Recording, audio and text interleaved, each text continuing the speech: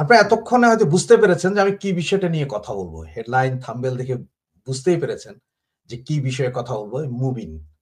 মুবিন মানে হচ্ছে কিশোরগঞ্জের সাবেক বিএনপি নেতা ফজলুল করিম যোগ দিলেন আওয়ামী লীগে। ফজলুল করিম মুবিন। অ্যাডভোকেট ফজলুল করিম মুবিন।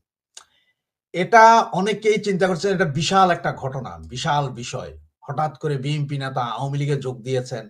এই খবর যখন শুনেছেন যে গতকালকে উনি ওনার Facebook লাইভে ২ মিনিট ১৬ সেকেন্ডের একটা লাইভ করে উনি আওয়ামী লীগে যোগ দিয়েছেন। উনি বলেছেন যে শেখ হাসিনা যেহেতু দেশে ফিরবে, উনি যেহেতু এই দেশের জন্য রাজনীতি করেন, নিজের জন্য নয়।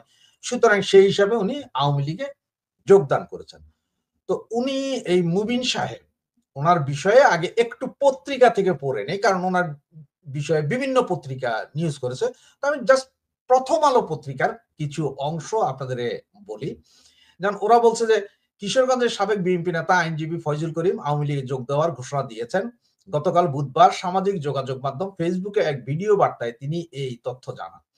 পরে আওয়ামী লীগের স্থানীয় নেতাকর্মীরা ফেসবুকে তার দলে যোগদানের খবর প্রচার করেন। ফয়জুল করিম ২০শে সেপ্টেম্বর অনুষ্ঠিত কিশোরগঞ্জ একটু মনে রাখেন ২০শে সেপ্টেম্বর অনুষ্ঠিত কিশোরগঞ্জ জেলা বিএনপির সম্মেলনের আগে কমিটির সদস্য ছিলেন। তিনি জাতীয়তাবাদী আইনজীবী ফোরামের সঙ্গেও যুক্ত ছিলেন।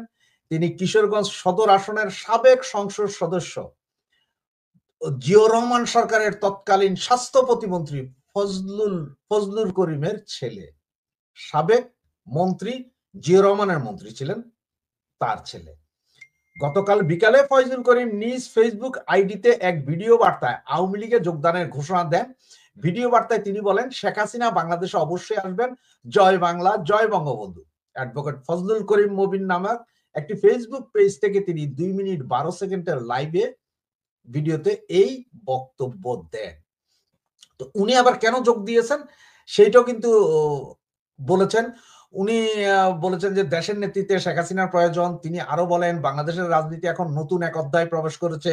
শেখ হাসিনা শুধু আওয়ামী লীগ নয়, তিনি এই দেশের স্থিতিশীল প্রতীক। দেশ ও জনগণের স্বার্থে এখন ঐক্যের সময়। আমি কিশোরগঞ্জ থেকে ২১শে অক্টোবর অসাংবিধানিক সরকার কর্তৃক জুলাই সনদের তীব্র বিরোধিতা করি। তার মানে হচ্ছে যে উনি এই জুলাই সনদের বিরোধিতা করেছে। উনি শেখ হাসিনাকে এই মুহূর্তে দরকার। এগুলো বলে টলে উনি একটা ভাইব রেডি করেছেন যাতে আওয়ামী লীগে উনি যোগ দিচ্ছেন ফেসবুক লাইভে এসে। এখন আমি কেন বললাম যে উনি কেন বিএনপিতে? বিএনপি নেতা কেন আওয়ামী লীগে?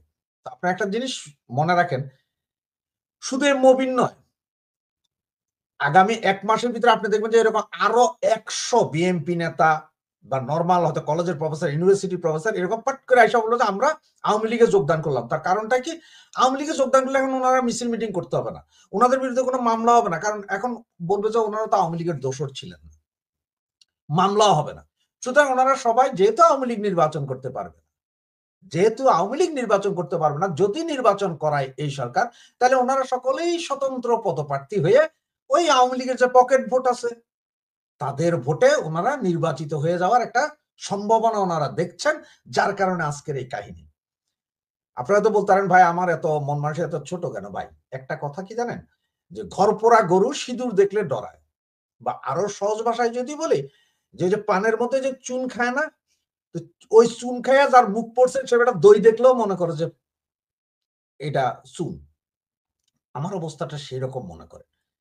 আর একটা কথা ভাবেন, কিশোরগঞ্জ, মাদারীপুর, শরীয়তপুর, ভোলা, তারপরে আপনার কি বলে এটারে টুঙ্গিপাড়া, এগুলো সবগুলো আওয়ামী লীগের একদম কলা গাছ দাঁড়া করাইলে কলা গাছ হয়ে যায় যে ওই ধরনের আসন। এখন এই বিএনপি নেতা হাজার, হাজার বিএনপি নেতা আছে এখন ১৭ বছরে উনারা জানেন যে উনারা কেউ এমপি ইলেকশন আর করতে পারবেন না। সুতরাং এমপি ইলেকশন যদি করতে না পারেন, কারণ বিএনপি তো নমিনেশন দিবে না। কারণ একেক জায়গায় ২০ জন আছে এমপি পদপ্রার্থী হওয়ার জন্য। তখন এইখানে যদি তালাতালি হয়, ওনারা বিদ্রোহী দাঁড়ালেন মানে আমিডামি নির্বাচনও যদি করেন তাতেও সমস্যা।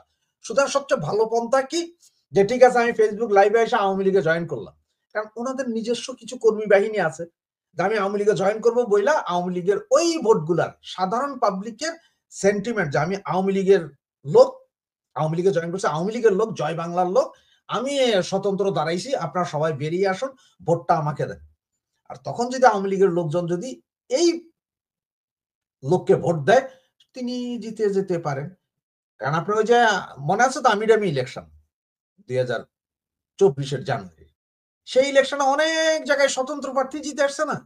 সেইম ওই টেকনিকটাই এখন ওনারাও চাচ্ছেন যে একই টেকনিক করে ওনারা এই কাহিনীটা করতে। সুতরাং ভাই কালকে লক্ষ কোটি শেয়ার হয়েছে যে উনি যোগ দিয়েছেন। হ্যাঁ, আমি দোষ দেই না, তৃণমূল কর্মীদেরকে দোষ দেই না, কারণ ওরা তো এই মুহূর্তে আসলে সাগরে পড়ে গেছে, খড়কুটা নিয়েও বাঁচতে চাচ্ছে। অনেকে হয়তো চিন্তাও করতে পারে না যে আসলে কাহিনীটা কি, বা হঠাৎ করে যোগ দিচ্ছে এটা গর্বের বিষয় না রে ভাই, এইটা এখন গর্বের বিষয় না।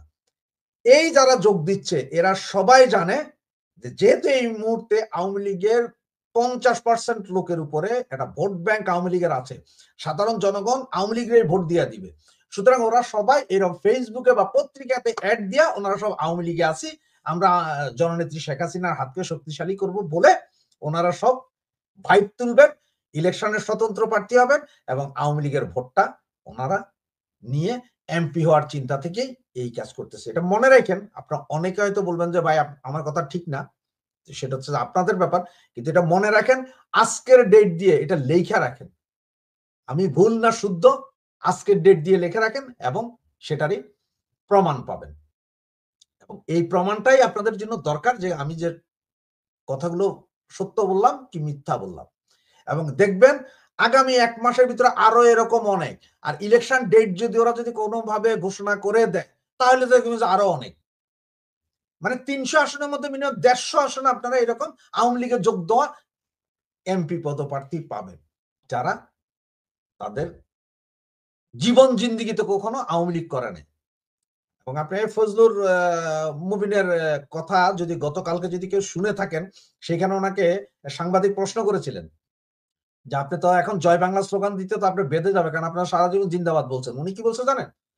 যে জয় বাংলা ছিল মুক্তিযুদ্ধের স্লোগান, সেটা হয়তো চেঞ্জ হয়ে আসতে পারে এখন জিন্দাবাদ বা ইনকিলাব জিন্দাবাদ, এগুলো হইলেও সমস্যা কোথায়? ওনার কথা ছিল এইটা। তাহলে বুঝেন? সুতরাং একটু চিন্তা ভাবনা করেন, দেখেন যে আমার কথাগুলো মিলে কিনা। যদি মিলে তাহলে তো মিলিয়ে গেল, আর যদি না মিলে তখন যাবে আপনারা আমার বকাবকি করেন, আমার কোনো দুঃখ নাই।